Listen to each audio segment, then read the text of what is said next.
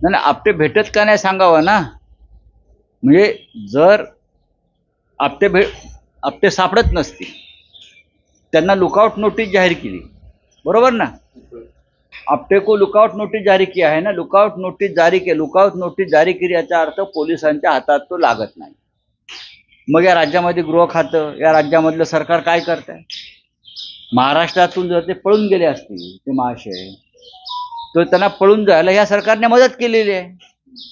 आणि पळून गेले नसतील आणि महाराष्ट्रात असेल तर त्यांना लपण्यासाठी अत्यंत सुरक्षित जागा, जे गेल्या काही दिवसामध्ये अनेक गुंडांचं आश्रयस्थान झालेलं आहे, गुन्हेगारांचं आश्रयस्थान झालेलं आहे. मी मागे बोललो, मंत्रालयाचा 6वा मजला असेल, वर्षा असेल, मी त्या संदर्भातले एक फोटोची मालिकाच प्रसिद्ध केली होती मुख्यमंत्र्यांबरोबरच्या.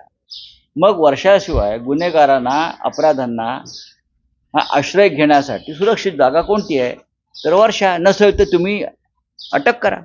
का अटक करत नाही तुम्ही आम्हाला अटक करता, तुम्ही आमच्या कार्यकर्त्यांना अटक करता, तुम्ही आमच्यावर गुन्हे दाखल करता, आमच्यावर खोटे खटले दाखल करता. मग छत्रपती शिवाजी महाराजांचा पुतळा ज्या पद्धतीनं तोडला, माझी माहिती आहे साधारण की या पुतळ्याच्या निर्मितीसाठी जे बजेट सरकारकडून मंजूर झालं होतं, काही कोटी, ते बजेट कुठे गेलंय त्यांनाच माहिती. हा पुतळा फक्त 10 ते 15 लाखातच बनवला, असं तज्ज्ञांचं म्हणणं आहे. हा पुतळा 15 ते 16 लाखात बनला, पण साधारण पुतळ्यावर 15 ते 16 कोटीचं बजेट मंजूर झालं होतं.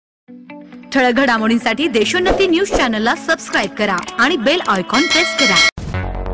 मुंबई, पुणे, नागपूर, मराठवाडा असो का विदर्भ, राजकीय, सामाजिक, शैक्षणिक क्षेत्र असो का क्रीडा, सर्वच घडामोडीचे विश्लेषण पाहायला विसरू नका. फक्त देशोन्नती न्यूजवर.